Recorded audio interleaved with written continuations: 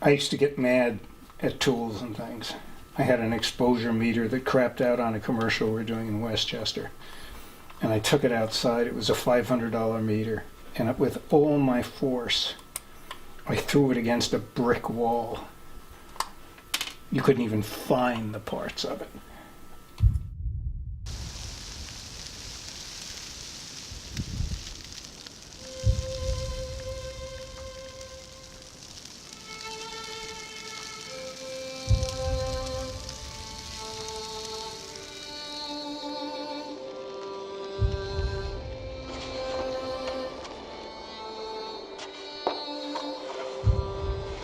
The problem with contemporary things in general, not just bikes, is that everything is hidden.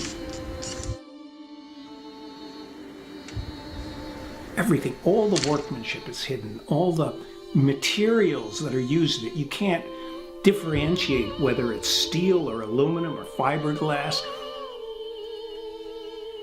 Why hide this? This is beautiful, this sort of polished steel and the spot wells or the wells, the line wells. I mean, it's just beautiful, clear-coated.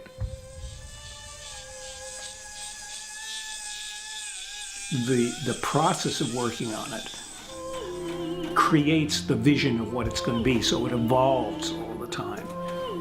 In the point of view is I had no idea what it was going to be when I started, but I would just start working on it and see where it went.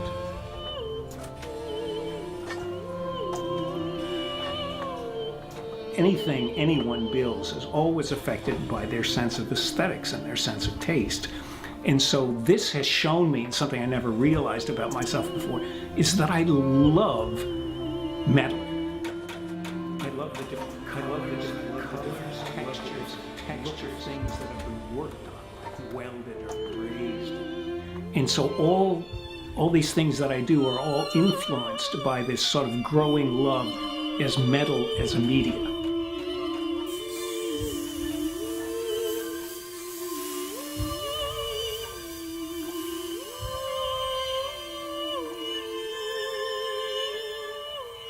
The thing that took me the longest to learn was wiring electrical. I've figured it out enough that I can do it. Yeah, this is unusual because what I've decided to do is on this BMW, most BMWs, the Germans spent a lot of time and effort hiding every cable. And what the philosophy of this bike is to take everything that was hidden and make it visible. So I've taken every cable and tried to pull it off to show it, so that to me, you really get the feeling of motorcycle if you can see the systems.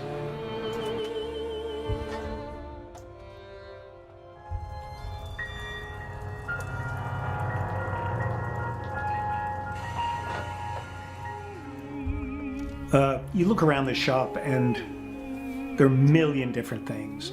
And if you look at it, it looks very complicated. But in fact, it's very simple. I think you surround yourself with things that feel comfortable.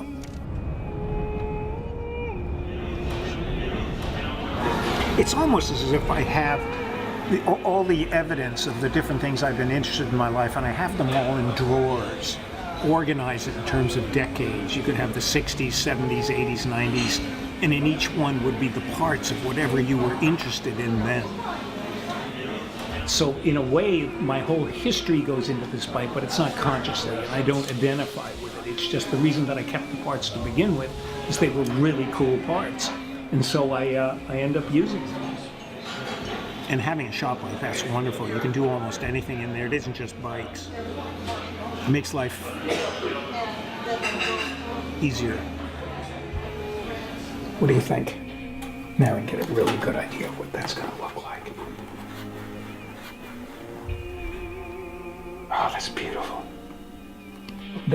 These are the kind of moments where I just get amazing amount of joy when I see that something works aesthetically and it just looks perfect.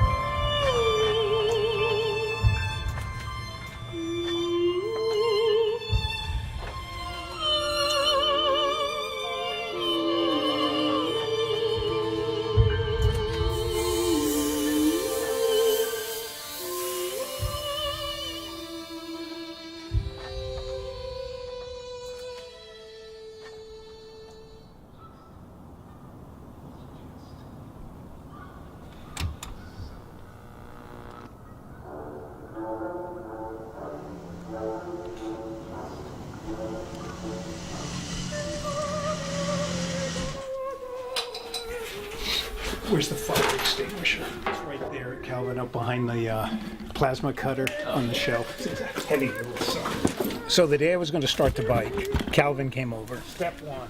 Calvin is an ex-student, loves bikes, and so we're going to start the bike. Oh my God, look at that. There's a hole in the tank. Shit. It's a float. How the hell could that happen? Oh man, that's going to take... This is stopping, which I find bizarre, which means we could still try to start it. We'll see what happens. This may not work. Let's try engine start on.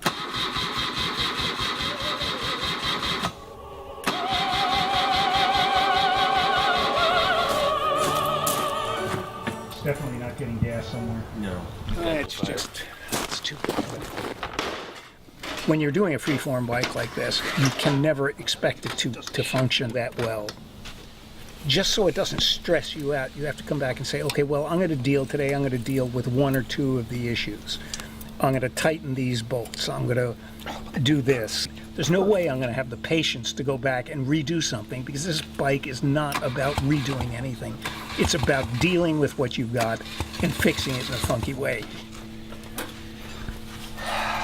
Brass, you really can't weld, I don't think. It just disintegrates. What I have to do here is I have to make sure that this outer handle doesn't slip and turn. I drilled a hole, and then I'm going to weld the aluminum under it. The chances of it not breaking again are probably 50%. If this holds, then I'll be able to start synchronizing the carbs. So my friends come over from time to time to look at this.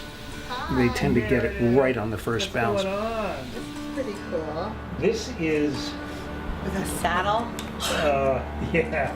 I'd like to call it like gutter punk or apocalypse punk.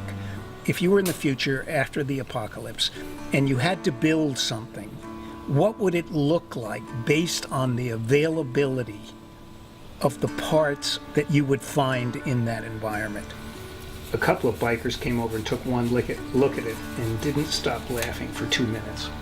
And that, to me, is the best reaction I can get, because it shows that they really appreciate, technically, the attitude of the solutions that are on the bike.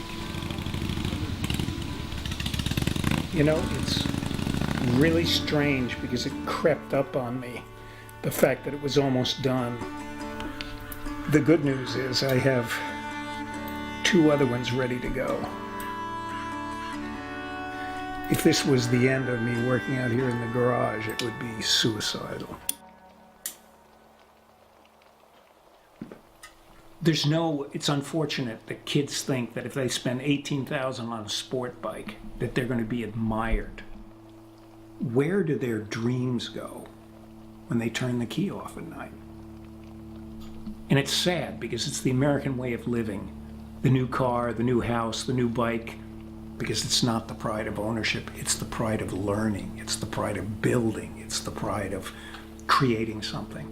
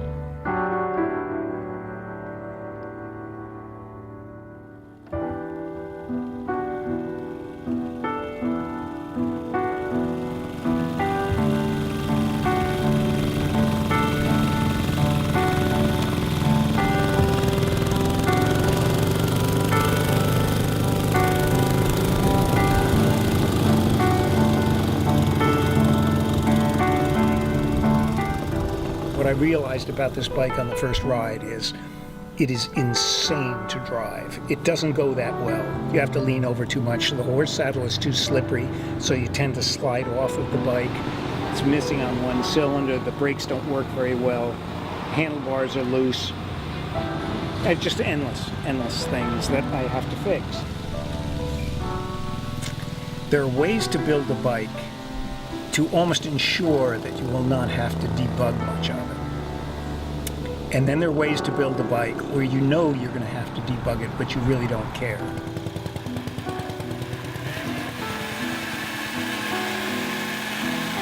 I think that this bike was never built to be ridden. It's more, it was meant to have people look at it and say, holy shit, look at this. This is the most bizarre thing I've ever seen. And I think that, unfortunately, people don't look toward stuff that you do with your hands as aspirational when you're looking for work or going to school. The thing is, Seth, you're asking me to intellectualize something. But in fact, this bike has nothing to do with what I talk about. When I'm out in the workshop, and a lot of people will tell you this when they're out working with their hands, time stands still. It's my world. There's nothing. There's no politics. There's no wars. There's nothing. There's just this.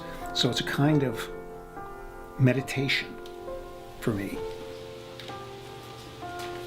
It's that simple. It's the end of the story. There is nothing more.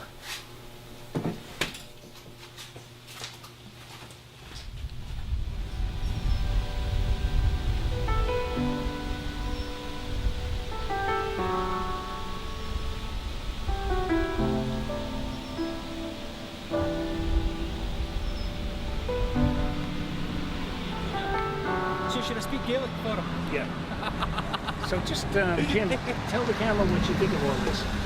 I think it's just exquisite. I truly do. It's remarkable. I'd like to say something really smart, Jack, but I can't. Sure It's you a can. fucking death trap. Look at this thing. What the fuck? But I love it. I mean, it's Jack, isn't it? You know, I mean, Yeah. it's just an incredible mess.